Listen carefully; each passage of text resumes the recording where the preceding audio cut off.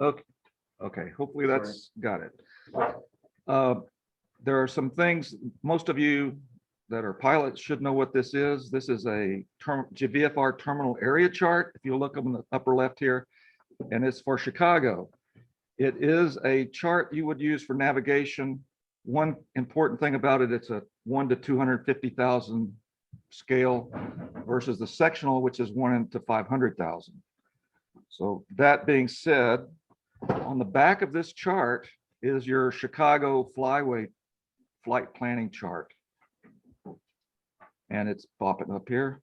So I'd like for, first of all, to notice in the on the left-hand side of this chart, if it's going to come up, it is not to be used for navigation, okay?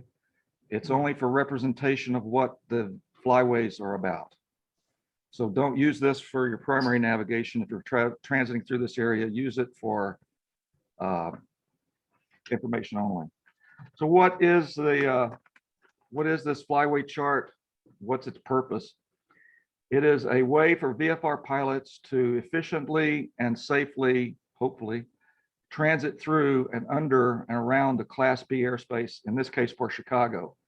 There are several of these around the country at the big major airports, and you probably already have a good idea of which ones those are. I'd like to call your attention on the table here. Everybody's got an old copy of, but still fairly current, of the FAR AIM. It describes in the FAR AIM in paragraph 3-5-5 what published VFR routes are. So there are 3 of these. Actually, there are like 4 routes, VFR routes through a TCA. There's the Flyway, which you see here. The second one is the VFR corridor, and the third one is the VFR transition route. So all of these, except for the transition route, are totally up to you. You don't have to talk to ATC, but it is very advisable to.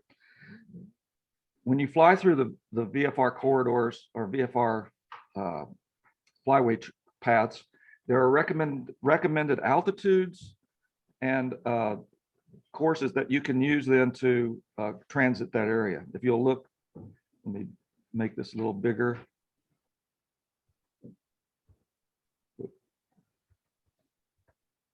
The thing that I want you to pay attention to is that these recommended at or below altitudes keep you clear of the Class B airspace.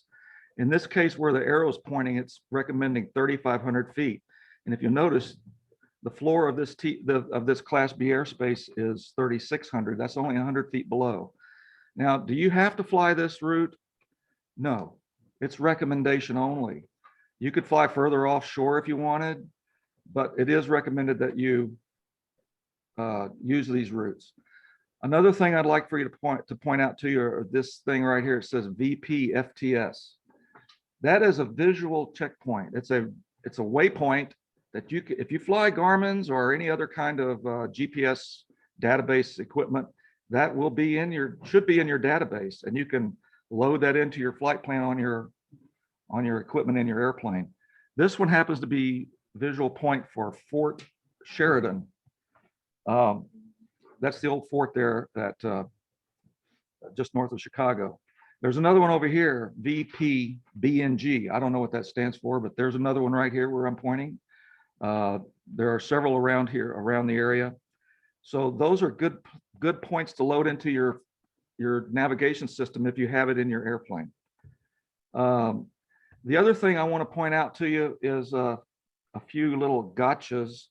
One is these little diamonds. You can see a diamond right here. That's a stadium.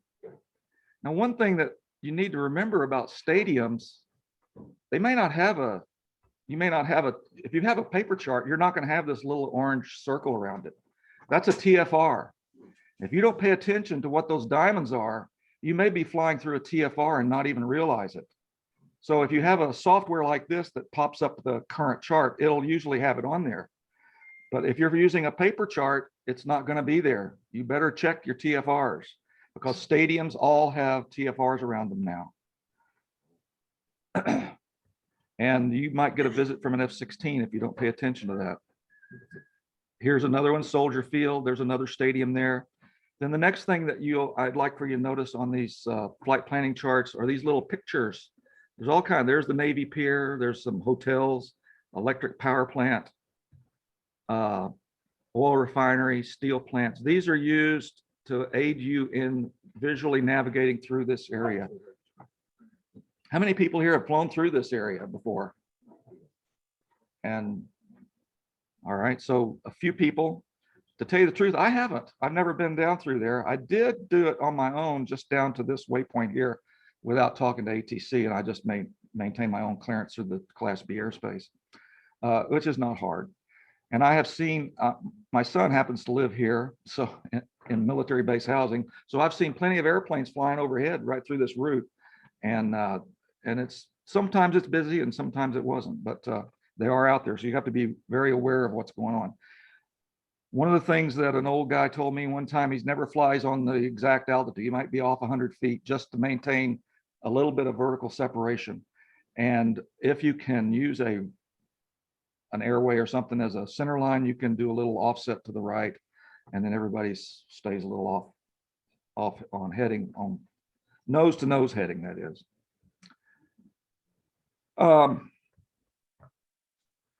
So I've mentioned the 3 VFR ways to navigate through these from the Airman's Information Map. The other way is to get approval to fly through the Class B airspace VFR by talking to ATC.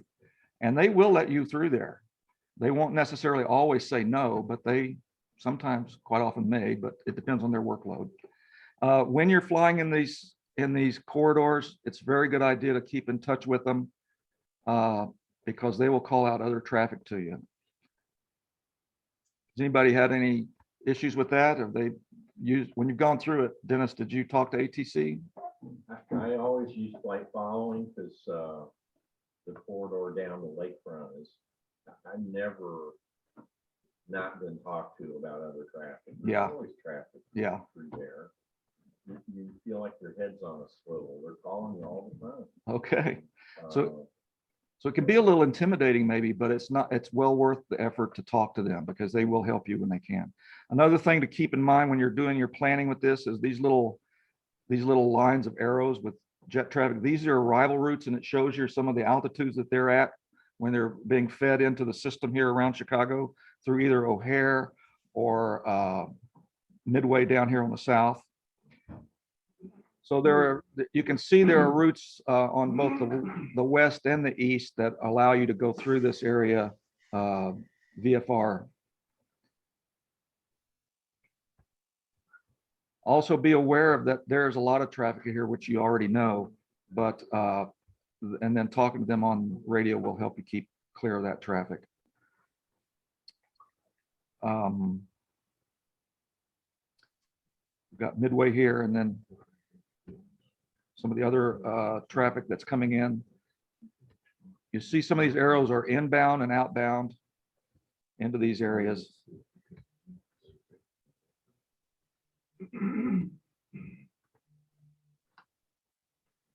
So I talked about some of the unique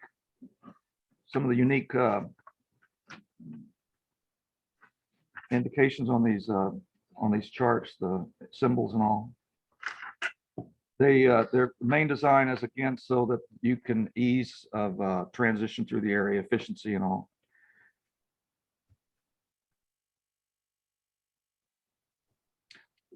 Yeah, basically that's pretty much all I have. It's a voluntary system that's well worth the effort to use. So question? Yeah, John. No, we got about 5 minutes. All right. To wrap it up for questions. So somebody had a one that I'll ask the group is if you're on one of those blue lines flying a published corridor, does that automatically give you clearance through any of the Class Delta airspace that those corridors go through? That's right. That was another point I was going to make. This does not relieve you of the requirement to talk to any tower or any other controlled airspace you might go into. Now, if you're using flight following, a lot of times the controller will coordinate with a tower through his Class D airspace for you, but That applies to Milwaukee or anywhere else. But you really should also confirm that they have coordinated with the tower before you enter that Class D airspace, just to make sure. Another thing, some of you guys that fly in these high performance airplanes, do you recall what the speed limit is under the Class B airspace? Jim, you probably have to worry about this with your Cub. 200 knots. You can't go more than 200 knots under there. If a controller tells you to fly, give me 210, can't do it. It's against the rules. And if they tell you that, you should tell them unable. I don't think it happens very often, but they did have a program a few years back where there were a few airports that the ATC could authorize faster departure climbs and stuff, but I think that went away. So as you see here, Gary's got this Class D airspace that comes right up in, you can go right through there that you would want to be talking to the tower. And some of these other ones as well over here at DuPage and other airports around the area. So questions? Yeah. Not questions, but I'd like to add about 2 comments. If I Sure. could. I go under, around, and through and over that airspace a lot. And I have a good friend who actually was the O'Hare controller. For going under, turn on every freaking light you have, my landing light, my strobe, my nav light, every light I have on when I go to under there. And I also use the 4-flight green. If you have the 4-flight glide path thing that shows you how far you can glide. My emergency landing spot is always the beaches, you know, so I don't want to land in the water. I know somebody coming home from Oshkosh had engine trouble and landed on Lake Drive a few years back successfully. I don't think I would try that. I want to be able to glide to the beach. I want to be able to walk the shore, and then I'm out as far as I possibly can. The last thing which I learned from the controller, because I like to go over VFR over the top if the weather is good. If they're not going to let you through, they will not let you through on top unless you're at least 16,000 feet. And the reason is that their controllers are divided vertically as well as horizontally. So if a controller from 16,000 feet down is a different controller than above 16,000 feet. So if they're not going to let you through, they won't let you over the top either unless you're up high. Unless you decide not to talk to them. Then at 10,005, you don't talk to them. So, Yeah, recognition and being seen is a very valid point. You really want to have all that on, and not just when you're flying through this airspace. I'd say you want that at all times, even the daytime strobes and landing light if you think it's necessary. One more comment here. Yeah. Oh, yes, sir. So that visual waypoint there, the one that's designated Victor Papa, Foxtrot, Tango Sierra, that one right there. Yeah. Is that Great Lakes Naval Air Station? That is not Great Lakes. Great Lakes is north of there. That is Fort Sheridan, which is now a civilian housing area, except that pretty much where that waypoint is, just right on the shoreline, there is a military housing area now. But pretty much right over that is where, under that is so just north of there is the old parade grounds and houses, or the old housing, the old fort is just to the north of that waypoint. So Great Lakes has got to be within about 3 miles. Great Lakes is right up in about this area here. Right in this area up in here. One more from Sir. our FAA friend. I'm sorry, I'll just add something real quick.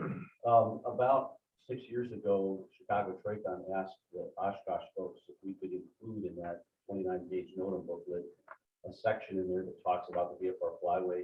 Yeah. Specifically around the southern end of the TFR, you have to pick it on your map up there. Mhm. You're flying under the final approach course to runway 22 at Midway. Mhm. We have a RNAV GPS approach that goes into runway 22. Those Southwest Boeing 737s are below 3,000 if they cross the shoreline there. Oh, So if you're right at 2,500 feet there in the flyway, they're going to look really close. yeah, So I'm just letting you know, that's one of the things that we put in there. Just yeah. like he said, landing lights on, but keep an eye out and you don't want to get into. Yeah, they're probably doing, they're pushing the speed limit too, more than likely. Southwest likes to, Yeah, they fly like cowboys, absolutely. yeah. All right, the final thing is, we were contemplating the idea of trying to get together, do a chapter flyout along that corridor down to the south. Can you point to the Maryville Airport? That would be our destination. Before COVID, I don't know if it's still there. There was a Right great here. mom and pop Mexican restaurant at that airport. So we could have a little target study here, get everyone on board as to how we're gonna do it. Fly down in a group with maybe 1 mile spacing between airplanes, 2 different groups of airplanes, a slow group and a fast group. All meet there for lunch and then come back perhaps outside on the western side, or if you want to do the flyway again, do that. So more details on that to come. And one other thing I want to point out, the tops of this Class B is at 10,000 feet. They're not all 10,000 feet. Denver's something like 12,000, I think. DFW is like 11,000. So if you plan on flying over it, keep that in mind. And not all tack charts have published flyways, only certain of them do. Right. And if you look at LAX, if you can pull up this Sky Vector, look at LAX TAC chart, you'll see some extreme complicated things that may have actual courses to fly through their airspace. So it's more complicated than their air-to-air frequencies you use in LA that we don't have here at the Chicago one. So it's very interesting. I'd recommend you, if you want to YouTube someone flying through the LA Class B airspace, it's pretty interesting. Okay. All right, thank you, Arnie. Yeah. We're gonna switch speakers now and switch venues while we're getting the next slideshow ready. The very important thing to keep in mind is if you decide to do something like this, you're not whipping the chart out while you fly and going, how do I do this? You better have studied it ahead of time because there's a lot of stuff on it. And like Arnie said, some other places like LA, there's a lot more on it you need to know.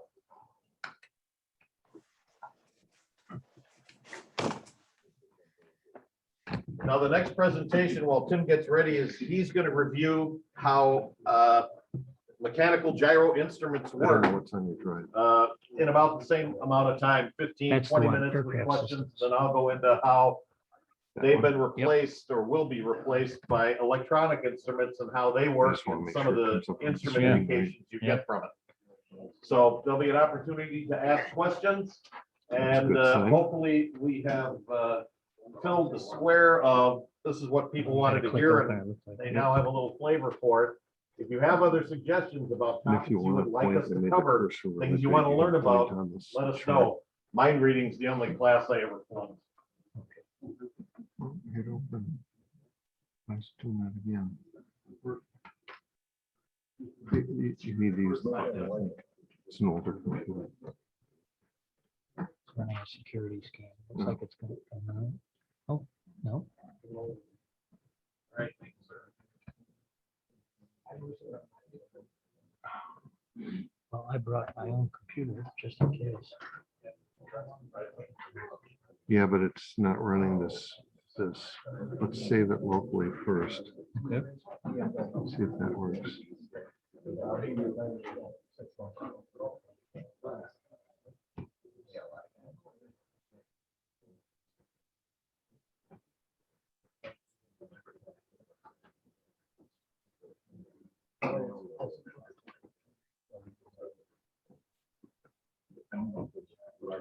Might be happier opening it from its own home space here.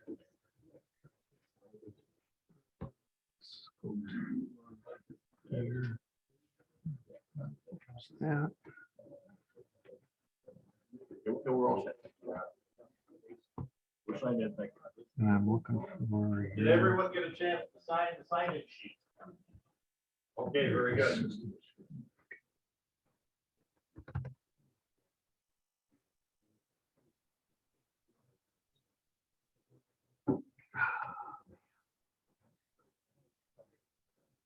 Desktop open.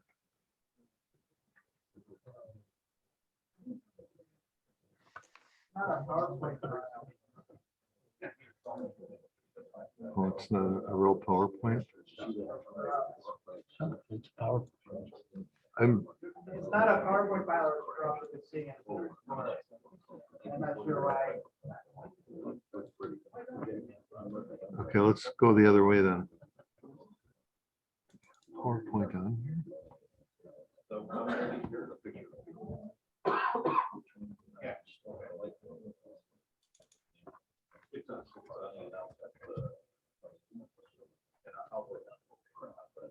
Come on. We only have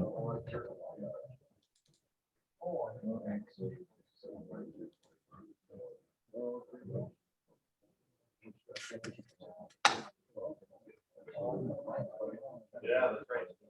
There's a fresh pot of coffee brewing if you need a holdover till we're done. There's some health food in the box here, and we are shamelessly accepting donations for both breakfast and lunch. We promised you brats and Italians. The good news is we have plenty of brats. The bad news is Hells ran out of Italians. So as a cheap imitation, we have some Hungarians and some Polish sausage. The Hungarians will put spice in your life if that's why you wanted the Italian. Guaranteed.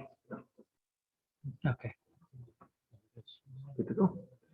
So now I just, if I want to, yeah, that's right. I Just just want down to arrow. just click through. Up and down arrow is all you need to, Okay, got it. I got it. I'm good. yeah, just Thanks. make sure that's right.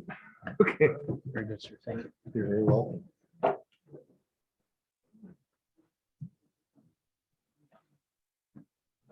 You have to introduce yourself.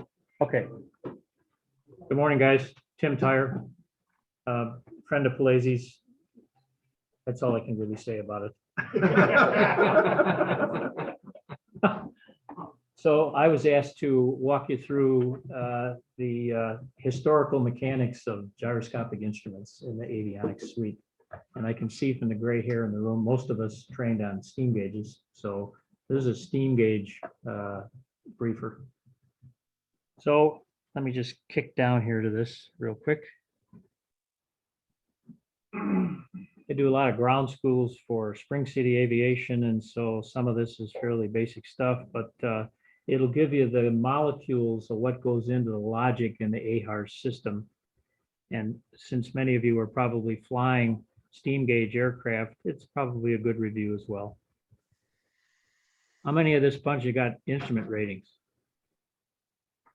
Okay, so you remember when you took your instrument training that they really beat you up on learning the error within the instruments, and so we'll talk just a little bit about that. So the gyroscopic instruments are based on an actual gyroscope inside the instrument itself.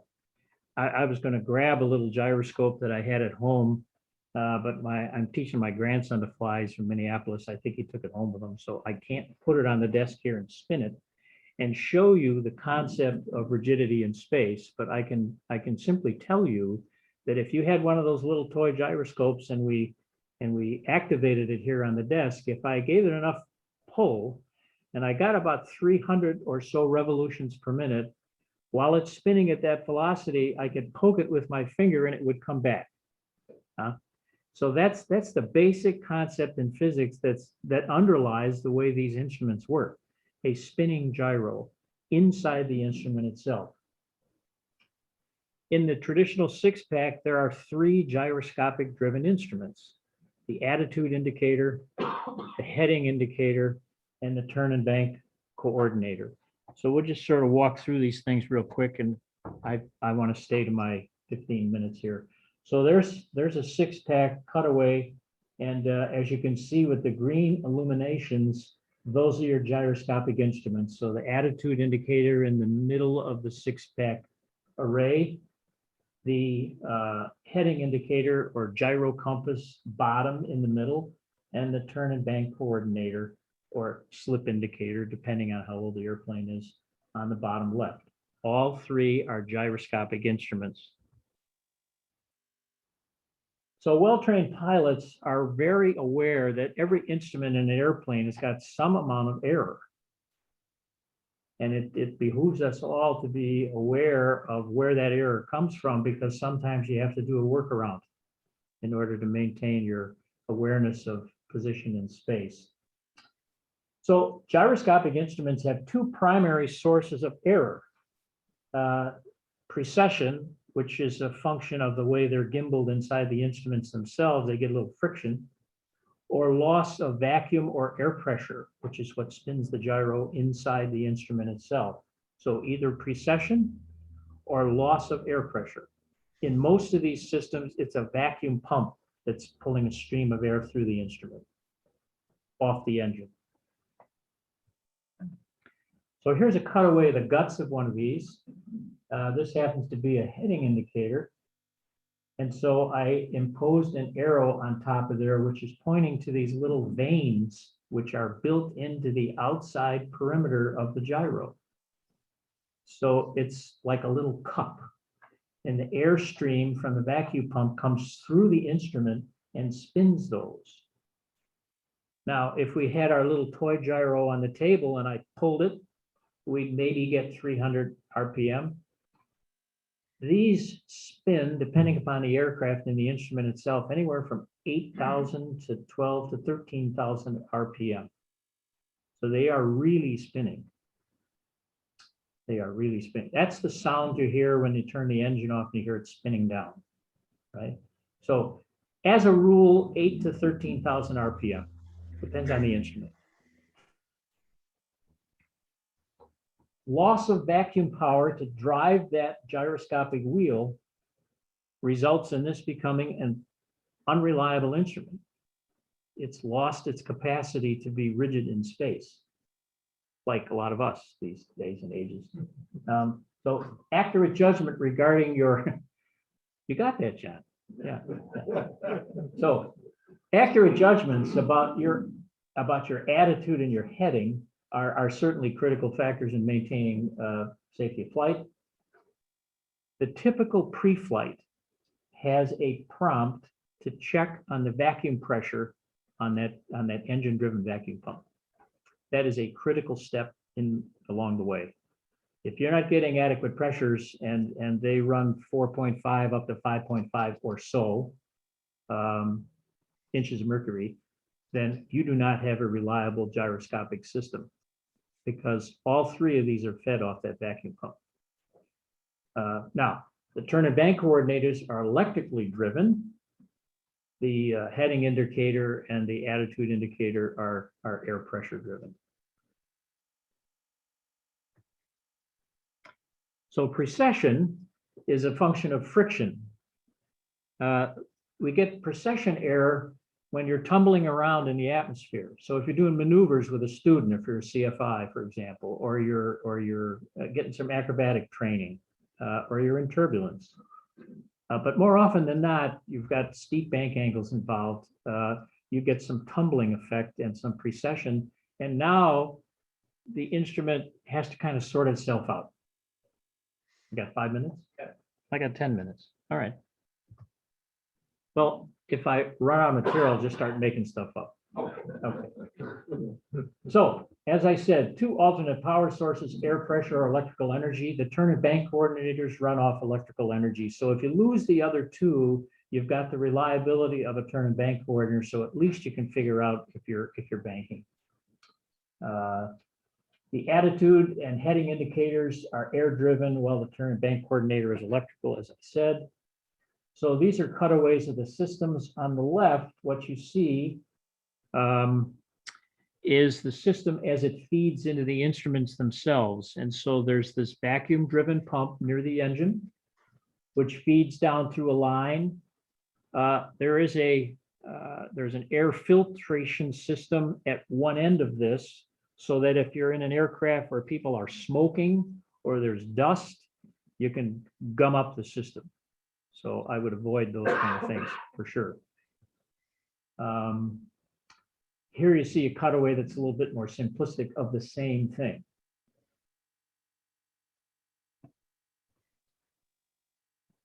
So the turn coordinator, you all remember, the ball that rolls through that little glass U, which is filled with white kerosene, because that's impervious to pressure and temperature. So that's why they use that. Huh?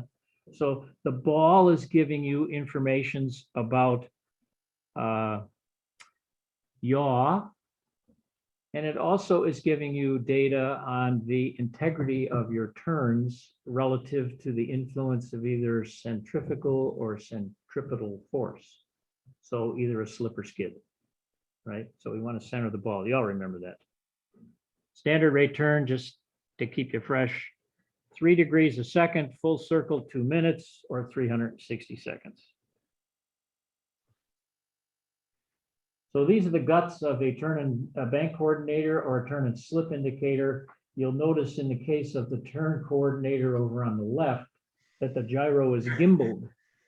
In the slip indicator, it's fixed. That's what allows you to give 2 indices, in this case, the bank. But basically, simple, very, very reliable instruments, provided you understand that it's got to be spinning at a certain range, which means it's got to have reliable source of air pressure, or it's got to have electrical energy being fed to it. And that you all remember about slip versus skid versus a coordinated turn based on the movement of the ball. So attitude indicator, probably the most reliable instrument you got in the 6-pack, right? Pitch and bank. Heading indicator, aircraft heading. And again, if you're doing maneuvers, particularly steep bank angles, you want to come wings level again, give the instrument a chance to sort itself out, which also gives the whiskey compass a chance to sort itself out, and then you realign. And so adjust accordingly. So the heading indicator against the mag compass. So quick summary. This was supposed to be quick and dirty, so here it is. So these would be primary sources of error. In an attitude indicator, you may get tumbling artifact when you've got pitch attitudes of 60 to 70 degrees. It may also tumble with bank attitudes of 100 to 110 degrees. Heading indicator, you may get tumble with excessive bank angles, 60 degrees plus. Turn and bank coordinator could be reliable at excessive bank angles. The attitude and heading indicators will fail with loss of vacuum.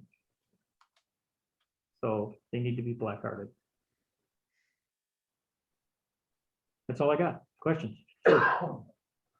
Never flew a plane with Venturi, but the Venturi takes the place of the pump. It does. Does it run up when you turn the prop, or do you have to be airborne? You got to be airborne. Airborne to make it work? Yeah. Okay, so you really don't know how your instruments are until you get in the air. Have you flown with one of those systems, John? No, I have not. Yeah, I have not. That's what I'm told. I haven't either. I mean, Yeah, have you? Yeah, it's risky. Yeah. If you need it shortly after takeoff.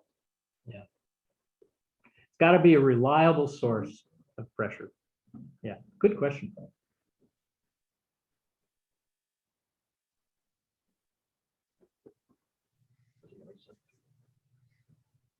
Yeah. Are they even legal to fly IFR with those Venturi? At one time, I don't know about anymore. I don't know about any more. Most of it will. Yeah. Yeah, I would think not, because you have to certify that all these instruments are good to go before you take off and you've got an IFR situation. I used to there's any kind of icing, and that's another big problem with Yeah. internal Venturi. Yeah, for sure. Well, very good. Then I can see everybody's nodding and alert and awake, and so there's no half sheet quiz.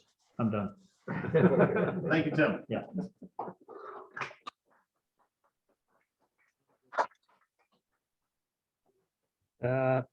You need to help us pull this out so we don't blow it up. Does anyone hear anything ticking?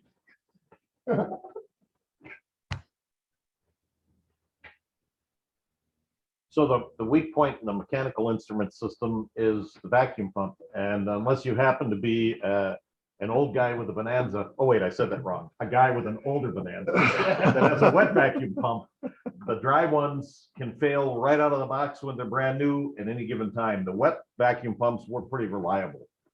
But if you want to go blast it off in the IFR with a traditional 6-pack, you should have some type of standby power for your attitude instruments, or you're hanging it out. What's the difference of the wet and the dry? Glenn, So the wet pump, gets, engine oil. That's why you see a lot of wet bellies on bananas. So there's right off the, top of the engine, there's a breather that feeds oil into the pump. They separate, those separated, that goes one way. And it evacuates out into an oil separator. which is an older plant that actually- No, I don't want to do that. That may go bigger. So the wet pump basically. And you gets are over oil, here. it doesn't fail. Just open that, whatever thumb drive that is. Yeah, So wet. it's So one coming. thing about wet Seems pumps, really slow. when they do begin to fail very slowly, GoPro? No. you'll notice. No, the name of the drive is Dyna, DYNO. On incrementally low bit, over years. Oh, The sound, like, It's in my gets lower, hand. and you adjust it up, and it's lower, and you adjust it up, and it's kind of- Oh, USB drive E, that's There right. you go. Do that a lot. But And let's see, there's it's the name of the file is EAA Safety Seminar right there. What is it? PowerPoint? PowerPoint, yes. Also, one thing about drive. Let's see if that one works. It came up initially when I put the drive in. so. Absolutely. Yeah, $500, they will It, fail. okay, you should be good. They're destined to Just fail. make That's sure. why I come to that. This for some reason I had to save it locally before it would function.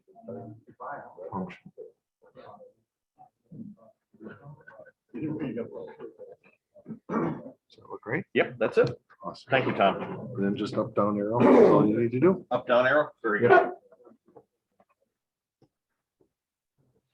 right, we're gonna now go into the modern realm a little bit. And again, a reminder, if you zoomed in, you gotta let the Zoom moderator know your name and FAA email. If you're here, you have to sign legibly or you're not here. And if I happen to say next slide, just remind me to push the down arrow. All right, there we are. Okay, so measures the attitude and heading of airplanes was traditionally accomplished with mechanical gyros, as you just heard from Tim, that relied on spinning gyroscopes. These have largely been replaced with electronic sensors that provide critical flight information and are called Attitude Heading Reference System, or AHARS.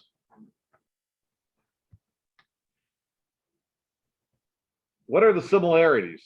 Well, a mechanical instrument has a spinning gyro that provides a near stationary reference that drives the gyro display. And in AHARS, it uses an electronic gyro, and you'll notice that is in quotes, we'll get to that in a few slides, to provide a near stationary virtual reference for its output. Neither method is perfect. Both methods depend on some means of correcting the gyro data for inherent errors. What are the differences? The AHARS uses a dedicated computer chip that runs software to compute attitude, roll, yaw, and heading. Now, one thing I'll say is this presentation does not cover the magnetometer, which senses the magnetic field of the Earth, which is another input that keeps the heading indication system pointing in the right direction. This presentation just deals with how the AHARS works, because it is possible, if you are cheapskate, did I say that?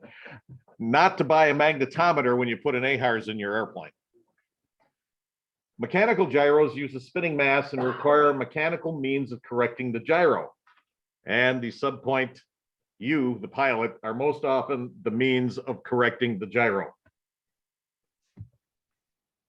The gyro data in an AHARS is provided by electronic sensors that bear no resemblance whatsoever to its mechanical equivalents. Mechanical gyros provide a reference that is mechanically detached from the airplane. Recall the gyros in the presentation Tim showed you were on gimbals, which essentially has them, I'm going to say, free floating. The electronic AHARS gyro is bolted. It's connected directly to the airplane through the circuit board and enclosure that it's mounted to. Now we're at the first pilot friendly slide. It's got a picture. That's what an AHARS looks like. It's not much to it. It's fastened directly to the airframe. And a little pointy talkie, of course, there's the DV connector where the information comes in and out. And then there are 3 accelerometers, which actually do the measuring. There's no gyro in it. We're just calling it a gyro so you can relate it to what you grew up with when the boiler took coal. Let's see. Okay, I double tap there. An AHARS gyro only senses motion about a single axis. Pick one, the roll axis. Therefore, there are 3 AHARS gyros that must be used, one for each axis. You with me so far? Since the gyros are rigidly mounted to the airplane, the function of the gyro changes as the attitude of the airplane changes. So as an example, the gyro that senses pitch when you're straight and level, if you bank up to 90 degrees, is now sensing heading, and the heading sensor is now sensing pitch. Thank goodness for computers, huh? As a result, all information from all 3 gyros is required to provide pitch and yaw and heading data. The AHARS software mathematically accounts for the variation in the data provided by each gyro, and you thought you were just looking at a television set when you flew with an EFIS. The AHARS gyros do not provide attitude data. Rather, they provide angular rate information that the software integrates into an angular position. They do not use electronic gyros. It is an accelerometer that measures angular data. And I use the term electronic or AHARS gyro to bridge the gap from mechanical to electronic instrumentation. Think of the data from an AHARS as a virtual electronic gyro. The AHARS needs to continuously accumulate data from these electronic gyros, which is why removing power from the AHARS is not desirable. If you have an EFIS installed in your airplane, there is some sort of backup battery associated with it, so it never powers down. Sid, one of the guys in the chapter here, just had a G5 put in his Bonanza.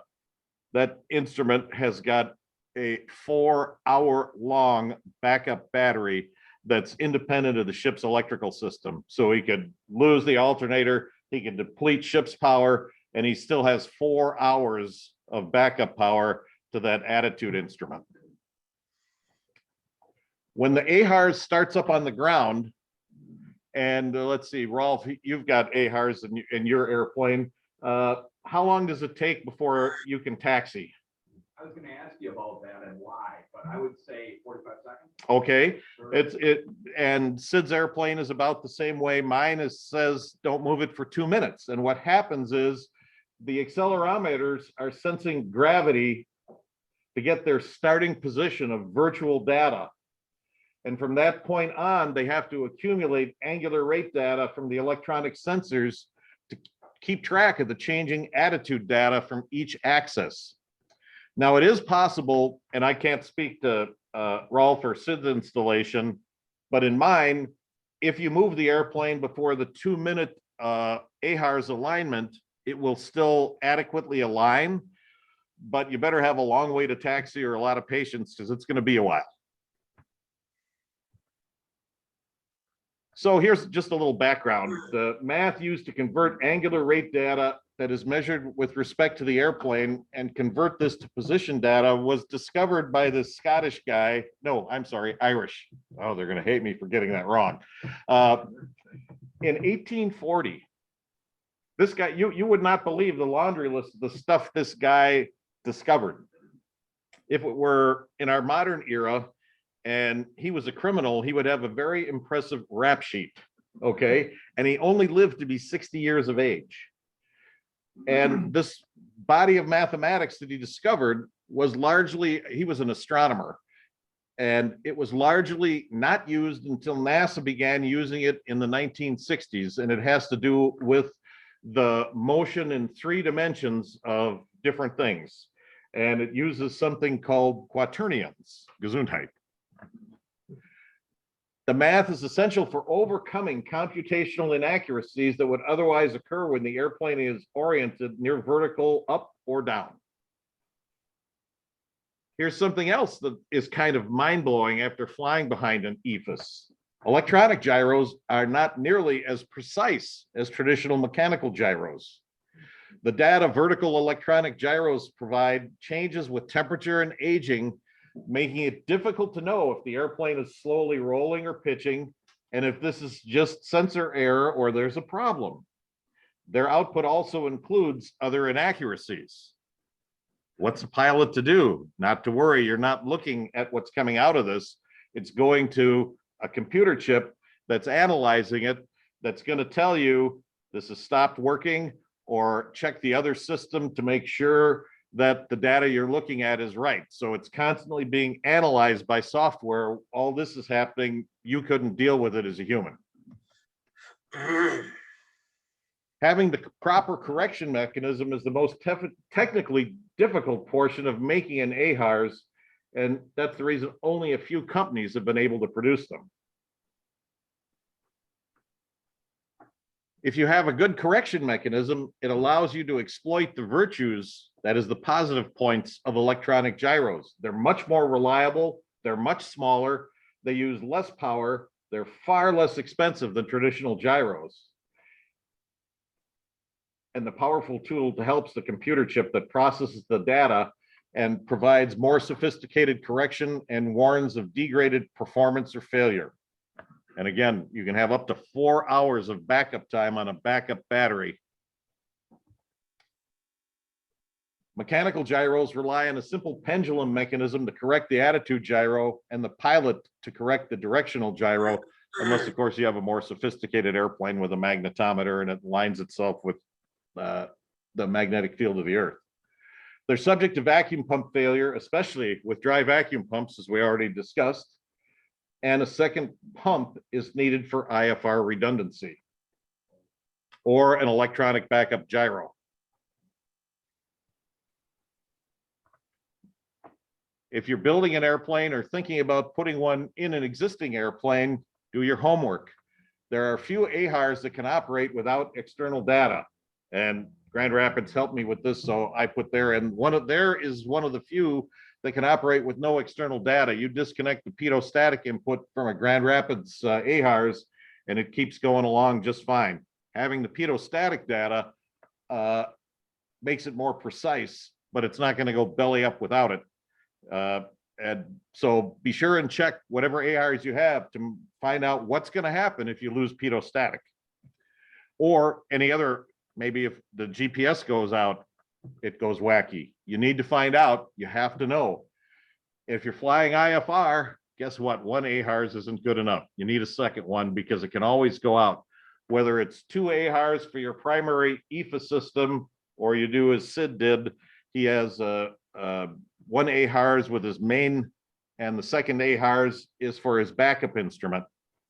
The bottom line is, whatever you do, you have to know your equipment and its limitations. Thanks to these guys, Greg Toman, who runs Grand Rapids, and Eric Bartlett, they did a bunch of the research for me and got me this information when I asked them. So now we're to the pilot-friendly portion of the presentation, the pictures. John? Yes, You sir. can just use the cursor on the screen to point instead of moving away from the microphone. Oh, how about that? It's a great day. A great day is when you learn something new. All right. If you have not seen one of these before, every piece of information you have on your 6-pack is here. I'll start on the left-hand side. This is the airspeed indicator. And you will notice that there's a red arc down here that would be similar to the bottom end of the white arc if you're used to round dials. Speaking of the white arc, it's right up here. That's your flap operating range. And on top, so I'm going to also say this. Once you look at any EFIS screen, they're all going to be very similar. They're all different, and the presentation could be slightly different. The buttonology you use to access functions is different, but all the information is there.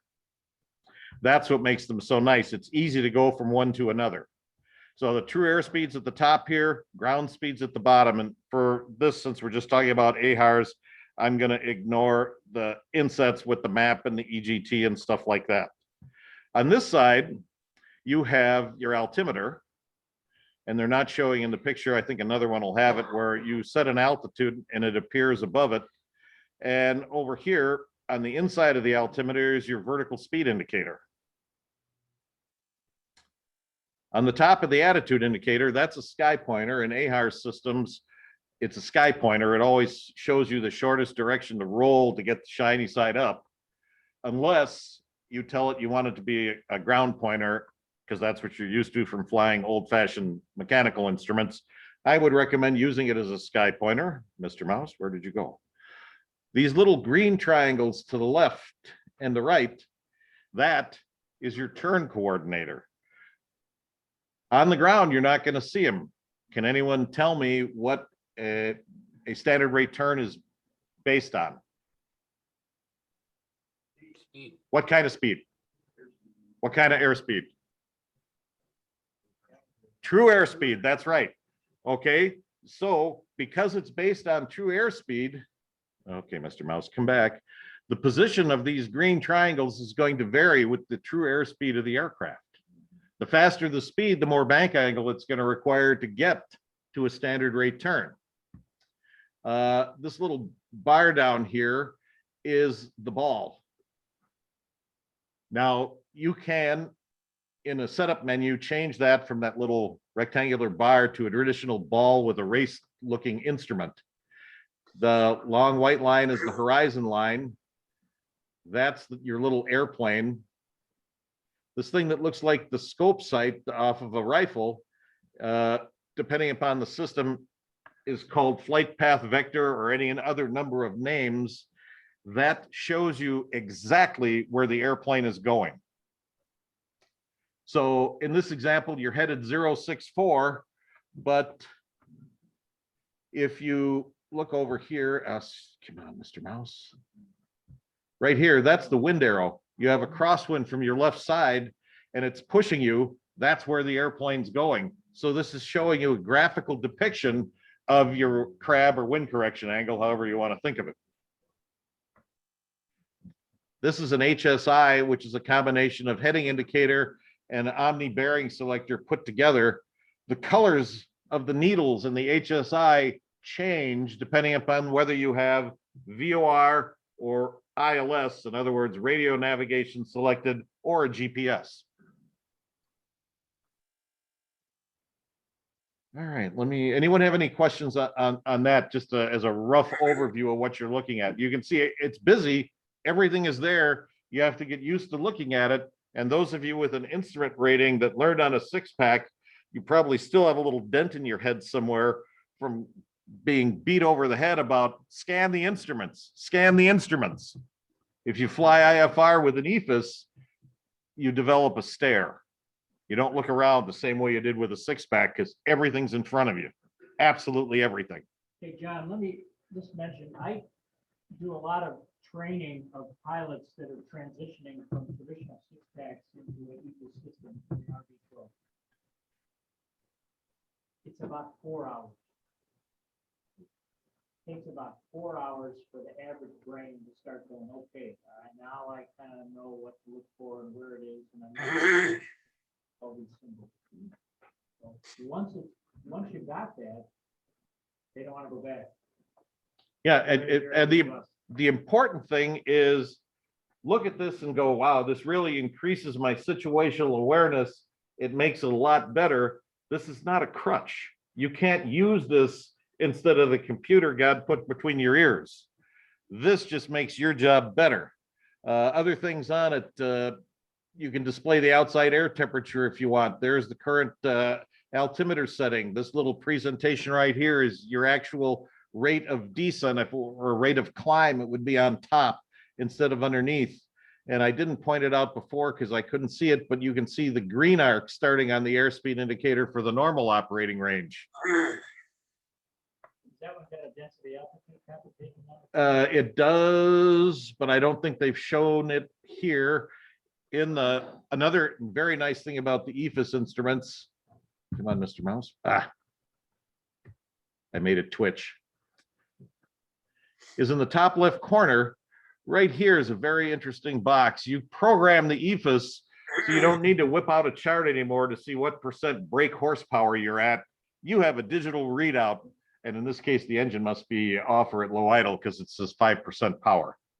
But it makes it supremely easy to set power settings accurately. And if you're going to lean the mixture to our lean of peak and our experts sitting over there, you know exactly what power setting you're at. Another thing you can do with, I'm going to back up one before I do that. In the background here, I can't remember if I put another slide in. Most EFIS systems have available, some include it, some it's extra, synthetic vision. So what you're looking at is a depiction of what the terrain outside your window should look like, depending upon where the GPS says you're at. So you can see the lake in front of you, the higher terrain to the left, the valley in the middle. Now, would I go flying in the clouds through that? No, but it's sure nice to have just to increase your situational awareness. Okay, here is something you can do on most EFIS systems. That other thing is too busy. I'm used to my 6-pack. Okay, you can bring your 6-pack back up, have all the information you're used to, plus all the niceties of the 6-pack. Now, this has got the synthetic vision on. You can see it's flat. That's green for grass. These little rectangles, depending upon the system, they're called hits boxes, highway in the sky, whatever. You can turn them on or off. I think they're distracting. I leave it off. But if you're flying through the middle of each rectangle, you're on course. Very cool. Out in front of you, you can see a runway. That's from the synthetic vision. The flight path vector shows you, it looks like that might be the upwind VASI. On the runway at the upwind VASI, if you keep doing what you're doing right now and don't flare, that's where you're going to crash onto the runway. Okay.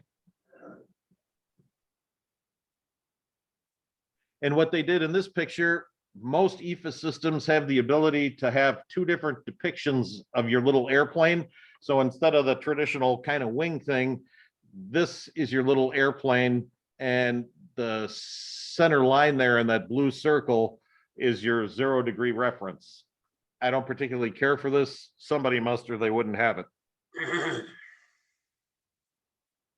Another great thing you can do is you can split the screen. So imagine you're flying an instrument approach and you don't have to keep going up, down to your knee board or your iPad. You bring the instrument approach right up to you, and it's geo-reference, so you can see exactly where you are in the instrument approach procedure.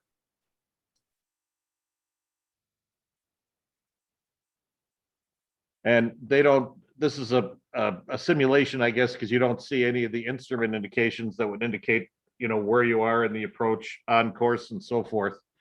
I talked about the altitude window. They apparently have 700 feet set in, so that's what you're descending to. You're out of 800 and looks like 80 feet from here. And that little notch is the 700-foot target. So when it gets, come on, opposite this point, you're at 700 feet. What that gives you is something you can keep track of. Am I on altitude or on? The same thing happens on the airspeed side. If you dial in an airspeed, without having to read it, you can see, is this notch opposite where I want to be altitude and airspeed wise? Anybody got any questions on that one? A comment, if you go to the box up in the top right with your cursor Okay. and come over to what looks like a squawk code 1200. Yes. That's not a squawk code. That's actually the number of pages of paperwork you're going to have to fill out if you use this system and you have a pilot deviation. That is the squawk code, but that's okay. Make NASA reports your friend. All right, I talked about the turn rate indicator, flight path marker, flight path vector. It has a traditional pitch ladder, just like a normal attitude indicator would. We talked about the horizon line. I just got another picture to blow it up and make it bigger. All right, on these EFIS systems, you can program them. That would be your best glide speed. That's VY. The trend arrow here, you have one on both the airspeed and the altitude side. Depending upon whose system you have, the trend arrow is going to show you where you're going to be somewhere between the next 5 and 10 seconds. So if the airplane's accelerating or decelerating, you can see what the accelerometer says where you're going to be in 5 to 10 seconds, depending upon which system you've got. So that information's there too, to help you decide what kind of control inputs you want to make to speed up or slow down. How fast are you slowing or accelerating? All right, there's a better picture of the synthetic vision showing you what it looks like when there's terrain ahead, and it will change colors if you have that programmed into the setup menu. So it turns yellow when you get within 1,000 feet of it, or red when you're within 500 feet of the ground. Like I said, you cannot use this as a crutch, but it tremendously aids your situational awareness. ADS-B traffic on the attitude indicator shows up like that, as a diamond with a line in it showing you which direction it's going. And again, there are variations from manufacturer to manufacturer how it's displayed. And on the synthetic map, there you see the targets with altitude reference to where you're at and the direction that they're going. And that just happens to be Beaver Dam Lake there, off the left wing of the airplane. Here's another interesting thing that is on the EFIS systems, an altitude intercept arc. What that does is if you use your altitude selector knob and dial in your desired altitude, whether you're climbing or descending, that arc is going to cross your route of flight on your map and tell you where the computer thinks you're going to be level at the selected altitude if you maintain your present rate of climb or descent. Where is that really helpful? If you're an instrument pilot, you know, cross 10 miles north of the West Bend VOR at and maintain 7,000. Okay, you can see precisely when you're going to be at 7,000.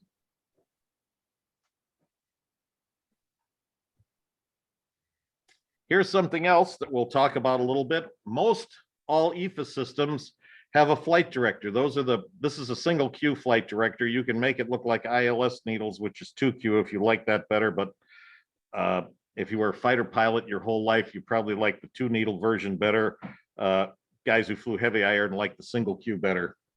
The flight director shows you, if you have it programmed properly, what the autopilot would be doing to the airplane if the autopilot were flying. So if you take your airplane reference, which in this case is the yellow bar, and you put it up inside the flight director, so the flight director is riding just on top of the yellow thing, it is going to take you, if you look at this presentation here, here's the ILS glide slope, or it could be, no, it's ILS because I got ILS selected. You can see you're just slightly below the glide slope. So in order to come up to the glide slope, you have to climb. Well, guess what the command bars are telling you? Put your little airplane in the command bars and it's going to get you up there. Notice they're straight and level because down here and down here, it's showing you laterally on course. So again, it's not a crutch, but it's a great tool, and it'll help you if you have a flight director system to fly the airplane much more smoothly. You kind of look through them and use it to help you out. And it gives you practice flying while it gives you practice programming either the EFIS or the autopilot, depending upon what system you have. So you know how to do that, because the computer is not going to forget how to fly an instrument approach. Your skill to do that, however, is perishable. So this gives you the opportunity to hand fly, maintain your skill set while you still have to program things to fly an approach. And remember that old rule of aviate, navigate, communicate. There's another C now, and it's at the very end, compute. Aviate, fly the airplane first. Navigate, if you're not flying and you're not navigating, the people on the ground don't care what you have to say. And computing comes last. If you haven't seen it, there's a really interesting presentation on YouTube called Children of the Magenta Line. It's about over-reliance on automation. One of the big foot stompers in it, and I don't know if that was one of the classes I was in, you can look through the audience and see if I was there, but I went through that training. Turn the automation off. If you get behind things, turn it off. Just fly the airplane. Don't worry about, well, what does this knob need to do? Where do I need to be with this? Turn it off. Fly the airplane. That's what's going to keep you alive.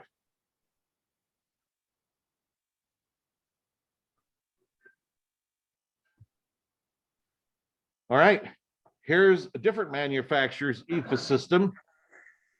Remember, I told you they're all the same, but all a little different. If you look at it just for a half a minute, you'll go, oh yeah, I can find the airspeed. Ah, the true airspeed's in a different spot on this one. I see where the altimeter setting is. Oh, look, this one displays density altitude right here, but the vertical speed indicator's on the outside of the altimeter, not on the inside. This one's going a little faster. You can see where the yellow arc is starting on the airspeed indicator. They have the wind in a different direction. But you see how once you get familiar with one, it makes it pretty easy to hop around between different ones and read it. What you need to do is know what the buttonology is in order to get the information you want in front of you. And last but not least, there's a GI 275. Garmin makes it as a replacement that fits in a 3.5-inch hole, so you can put it in an airplane with steam gauges without having to dissect your panel. And that's the flight director model. I mean, you can see there's the flight director bar, there's the airplane, there's flight path vector. Up here, they got the turn coordinator, there's the skid slip, altimeter setting. I'm not sure what the 350 is, and your compass rose is at the bottom.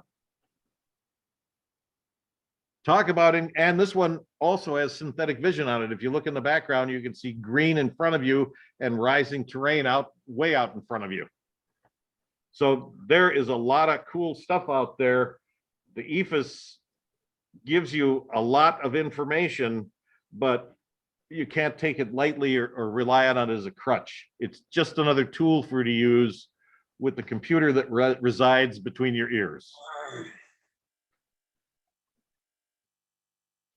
Thank you very much for coming to our seminar this morning. I hope you enjoy the lunch. That's obviously not a mandatory part of it. If you have any questions for me or Arnie or Tim, now's the time to ask before we chow down. Larry. So I wonder if anyone else had the same experience. I have a Dyna Skyview system, and All right. the lean of peak, rich indication. Yes. That it gives the percent power indication. It says I'm lean of peak way before my EGT peak, and I'm not sure why that is. When I talked to Dyna, they said, oh, well, we use a lot of different factors, not just EGT, it's the power, it's the throttle setting, RPM, whatever, the density, altitude. So that may be more of a mechanic question. The first thing that pops into my head is the other EGT you're referring to. Where is that information being derived? I have 4 EGT probes, one on each exhaust. Okay, that's for the Dynon or for your other gauge? The Dynon engine monitoring system is part of that. These are Okay. Dynon system there's Dynon system sensors. It all feeds into the Dynon. The Dynon calculates your percent power and your or lean. Okay. And it seems to me that if my exhaust gases aren't actually peaking yet, then why is it saying I'm lean peak? All right, so the other, I can tell you how Grand Rapids does it, because that's what I'm familiar with the RV7. I have to select a power chart. For instance, mine's an 0360 carbureted engine. I have to tell the EFS that's the kind of motor that's in there, and then that tailors the software for looking at lean of peak and stuff like that. I don't know if you have a feature like that on yours where you could tell it, I have this kind of engine, and I'm not sure what to tell you. I mean, I guess my first clue would be go with the most conservative thing. If your EGT sensors are saying you're getting hot, believe them. Do you notice that it says your lean feet before? No, I have not. They correlate quite closely. And in Sid's airplane, they seem to be very, very close because he's got EGT on one. And so, no, I've not heard of that before. Not saying that it can't be, but I don't have an explanation for it. Okay. Don's sort of the chapter Lena Peak expert, so. Yeah, I would say if you keep it not feet, you're not leaning feet. So maybe the computer's anticipating what's going to happen. I don't know. And I think that when I set it up, I Okay. but I'll double check on that.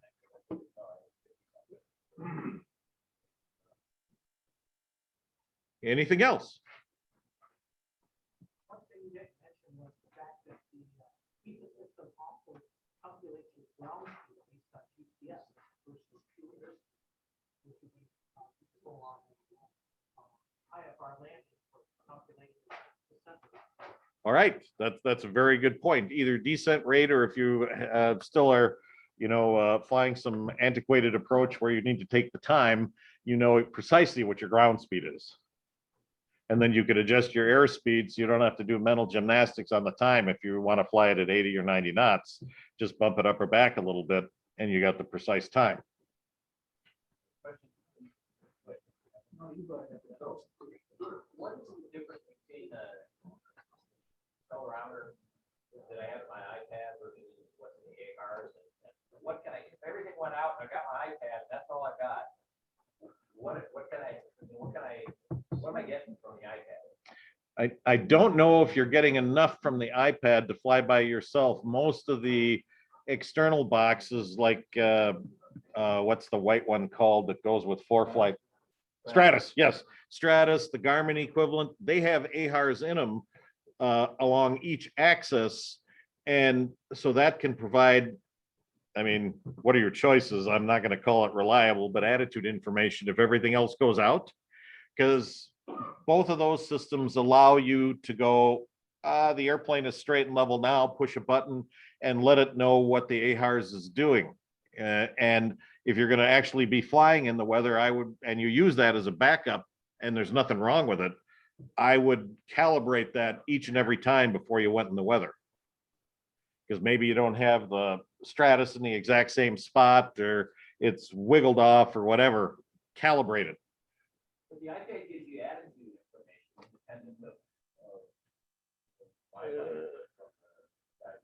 I don't know if it iPad does by itself or not. If it's the one with the cellular system in it, then it has a GPS. chip in it. Oh, okay. I've never used one with If cell. one that doesn't have the cellular service available, for some reason, then they didn't put the GPS chip in, right? Market. Can't get, you mentioned you could get, Absolutely. get. Where do you display it? Since I've never used an iPad like that. ForeFlight or Garmin Pilot or whatever. Oh, so even if you don't have the Stratus or the GDL, you can display it. Okay, I did not know that. It's a double good day. I've learned two things. The big thing is getting is obviously it's not certified. One thing I never do with ForeFlight is I try not to be plugged in.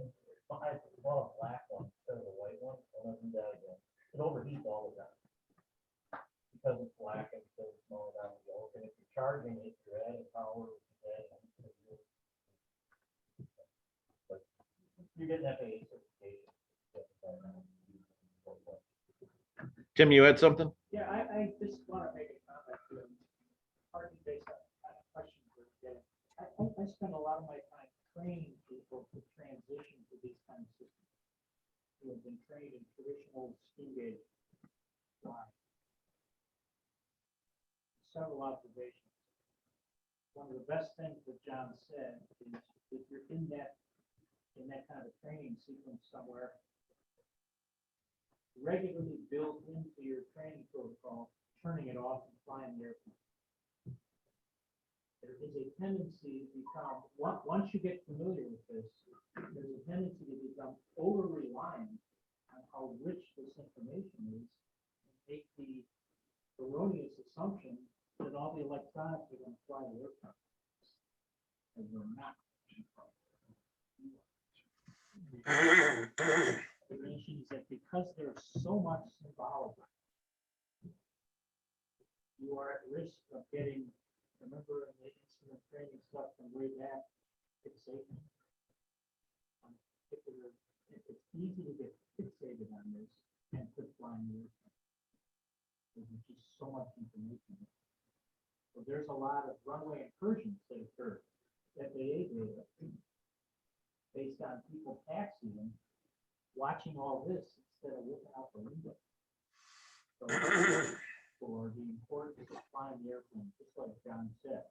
And then last, I would say, if you're in a training sequence to get introduced to this kind of stuff, take a lot of time. Don't go twice, 2 hours, get a sign off and go, this is gonna save my butt. You should fly with this quite a bit so that your piloting skills stay ahead of all the symbology. So that if it peaks out, you can still fly the airplane.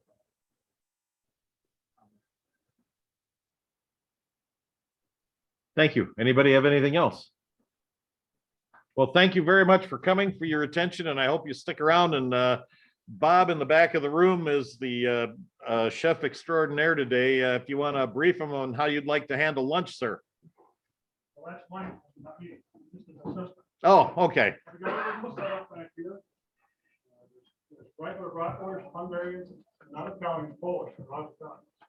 Buns and chips and everything else, you can just kind of go through and help yourself. And the suggested lunch donation is $6, but the operative word is donation. Oh, John, I wanted to say one other thing. Yes. If you and Tim studies of this thing, when we teach our airplane class, we do an airplane class for a week in June. One of the things we try to teach the kids is how to do something one hand with the wrist. The reason is, I keep asking the kids, well, what are you gonna do when you're up in an airplane and you lose your signal? They're looking at me kind of funny, what do you mean, Mr. Kinsey? I said, what happens if you don't have connection with the iPad? Then what do you do? Well, that'll never happen. This is one of that. Try to teach them how to do that. Total hydraulic failure on a DC-10 is impossible. They grab the phone, here's the answer. I said, no, give me your phone. You figure it out longhand so you can land the aircraft. And it's a funny thing, but Larry Sullivan, who started the California Youth Aviation Group, but we were building an RV-12 kit. And it's kind of refreshing for me being a manufacturer in 48 years, to watch the young students use blueprints in addition with iPads. You can use iPads, but the students are trained to use 11x17 blueprints. They can read the blueprints, they can see the procedure. It's like a pilot procedure. It's really good. I shouldn't say it, but on my behalf, watching this all, it's really good to watch them do that. These are 16, 17, 18-year-old kids.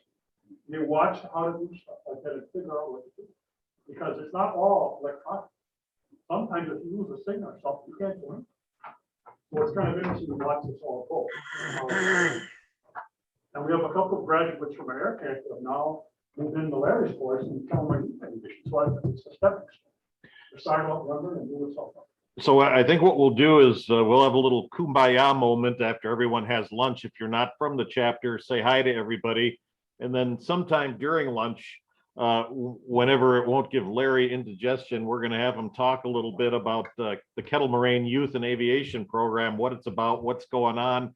Maybe you've never heard about it before and you'd be interested in helping him out with it or helping out with our air camp here with kids. We're always looking for new blood, new ideas, new energy. So with that, what do you say we break for lunch and we'll go from there? Were you gonna mention the flyout or did you already? I did already. We can talk about that more during lunch.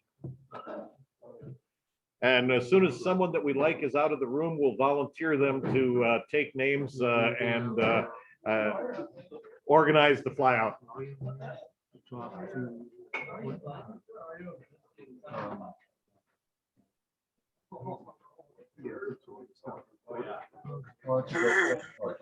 Yes, there's just a stack up here. If you put it there, that'd be wonderful. Thank you.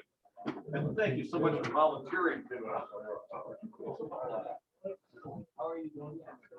John, I'm gonna start 2 days ahead. Okay.